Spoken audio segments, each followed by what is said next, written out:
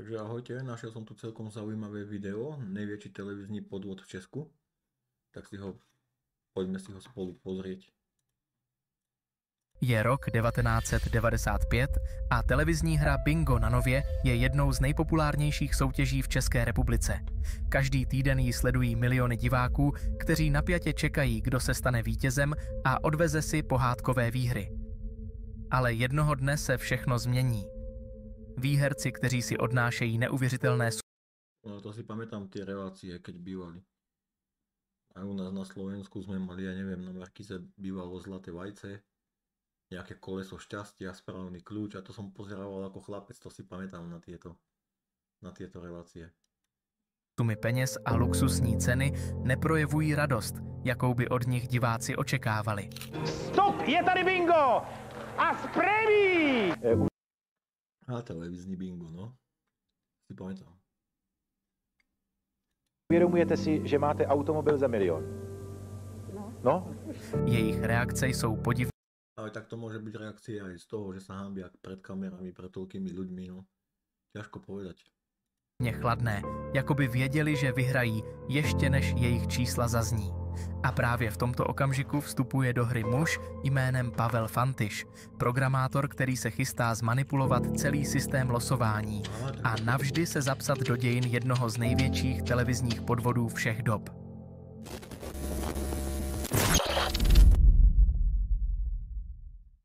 Když v roce 1994 začala vysílat televize Nova, 94. To ja som mal vtedy 9 rokov, keď začala vysielať televízia Nova. otevřela se českým divákům zcela nová éra zábavy. Na denním pořádku byly pořady, které jen těžko mohla vysílat veřejnoprávní televize. Avšak novinka, která vzbudila největší pozornost, byla soutěž Bingo. S jediným tiketem televizní Bingo Nova můžete tento týden vyhrát 7 milionů 300 000 korun. 7 miliónov 300 000 korun na tú dobu, to boli šialené peniaze. Ty. Fakt. To bola iná suma. Ale i auta, zájezdy, další věcné ceny, prémie a okamžité výhry. A Nakoniec ono je to šialená suma aj dnes, keď si to prerátate na eura. také až 500 000 korun, svíčky magnézia a matony. Bližší informace na etiketách. Nejvíce šancí a největší výhry s jediným tiketem. Televizní Bingo Nova. Princip hry byl jednoduchý. Divák si zakoupil stírací los označený To si pamätám aj tie naše relácie, čo bývali. Však napríklad to Zlaté vajce na Markize. Tak ste si kúpili stierací žreb. Tam ste mohli vyhrať okamžite nejaké peniaze, myslím. A keď ste tam mali asi 3x TV, tak ste tam žreb mohli vyplniť a poslať do televízie. A vždycky na konci relácie sa osudia losovali žreby a mohli vás vyťahnuť. A tým pádom ste prišli zas vy na natáčanie tej relácie. logem televize Nova, na kterém se objevil symbol obrazovky. Tento symbol znamenal, že se jeho výhra stala dostatečně výjimečnou na to, aby ho pozvala do barandovského studia. A pokud se vám poštěstilo, ocitli jste se u otevírání skříněk, ve kterých na vás čekaly ceny od několika tisíc korun až po milionové sumy. Ochod doplňkové hry s názvem Nová šance, ve které účastníci vybírali ceny ze speciálně připravených skříněk, měl na starost teprve 19letý Pavel Fantyš, nadšený programátor, odpovědný za přípravu a provoz počítačové techniky používané pro losování.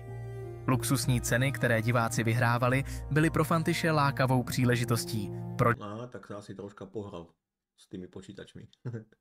by si i on nemohl ukrojit svůj podíl z té neuvěřitelné sumy, kterou soutěž vyplácela? Společně se svým kumpánem Romanem Hejdou vymysleli jednoduchý, avšak účinný plán.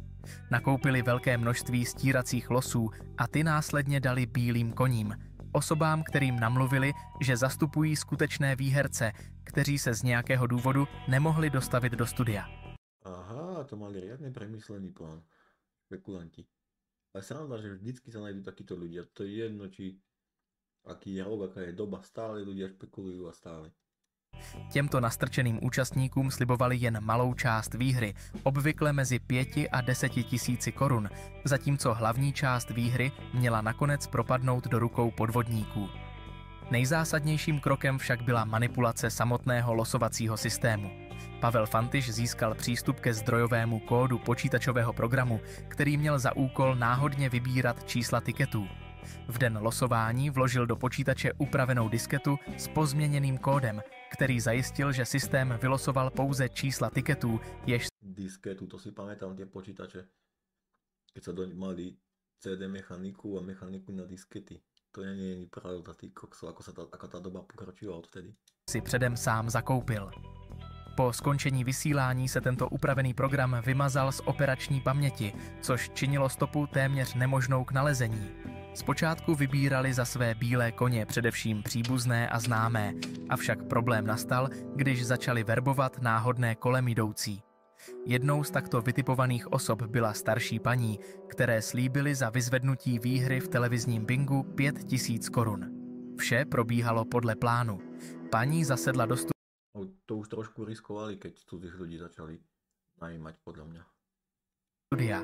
Její tiket byl vylosován jako výherní a mohla se tedy přesunout k otevírání skříněk. Odsud si odnesla 50 000 korun, ze kterých musela 45 000 odevzdat podvodníkům. Když po odvysílání soutěžní epizody rodina zjistila, že jejich babička vyhrála 50 000 korun, sešli se u ní s gratulacemi. Zvrat nastal, když jim sdělila, jak celá situace probíhala a že ve skutečnosti obdržela jen zlomek výhry. To se rodině pochopitelně nelíbilo a vše nahlásili policii. No prosím, a majú čo chceli. Zdá se, že takových případů bylo více. Do barandovského studia totiž dorazil výhružný dopis. Anonymní pisatel tvrdil, že pokud se ve čtvrtek večer na televizi Nova objeví znělka podvodného binga, studio vyletí do povětří. Hrozba byla natolik vážná, že bezpečnostní opatření dosáhla nebývalé úrovně. Moderátor soutěže, Jan Rosák, dostal osobního ochránce, který ho doprovázel nejen do studia, ale dokonce i domů.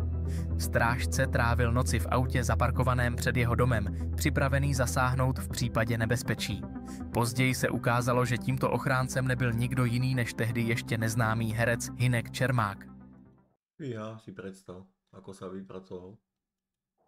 Po několika týdnech podezření a pečlivého sledování se začaly objevovat první konkrétní stopy, které potvrdily podezření o manipulaci s losováním. Moderátor Jan Rosák si všiml, že se výherci chovají neobvykle. Někteří vypadali, jako by věděli, že právě oni budou vybráni. Ale to nebylo vše. Další indicií byla skutečnost, že výherci pocházeli z celé republiky. A to si ako mysleli, že aký majú super plán. No aj na každého podvodníka raz príde.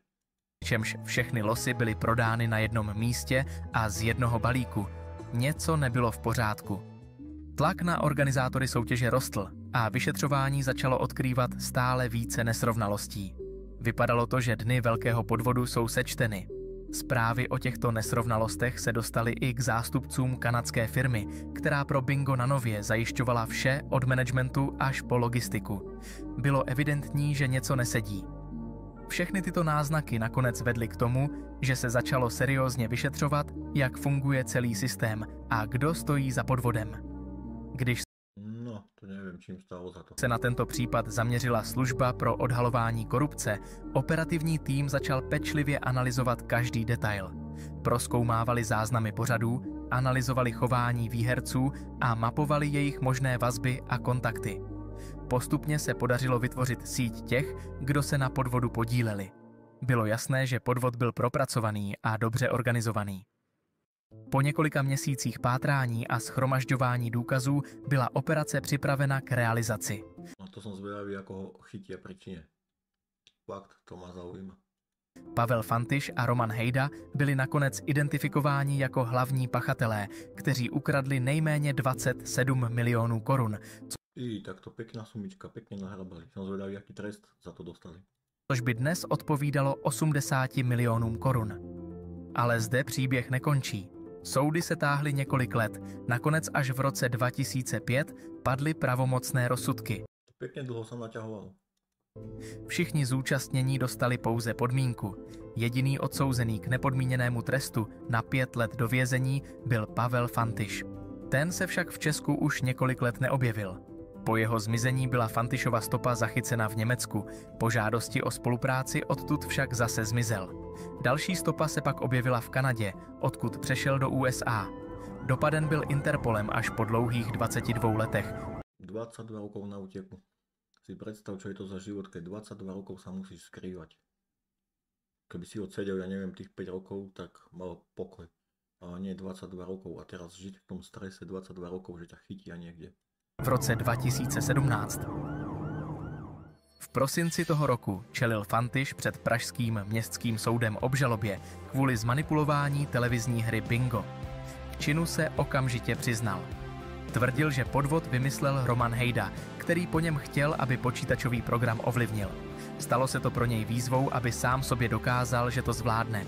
Peníze prý nepotřeboval, měl vlastní podnikání. Dokonce u soudu tvrdil, že ani žádné peníze nedostal. No jasné. O tom, jak byly tikety distribuovány dál, nic nevěděl. Soud nemohl Fantiše v novém řízení potrestat přísněji než na poprvé, kdy mu uložil 5letý trest. Od soudu tak odešel s trestem 3,5 roku vězení. Soudkyně přihlédla zejména k tomu, že se Fantiš k činu přiznal, i když tvrdil, že podvod vymyslel Roman Hejda. A jak to zasáhlo tehdy nováčka na trhu televizi Nova? Obrovské množství jejich diváků ztratilo důvěru v její pořady, což vedlo k poklesu sledovanosti. Pověst této televize byla těžce poškozena.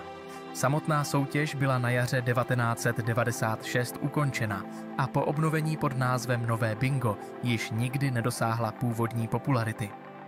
Takto končí příběh jednoho z největších televizních podvodů v historii České republiky. Tak snad sa vám video páčilo a ak sa vám páčilo, budem rád, ak mi dáte nejaký odber alebo komentár alebo like. Ďakujem pekne, že ste si video pozreli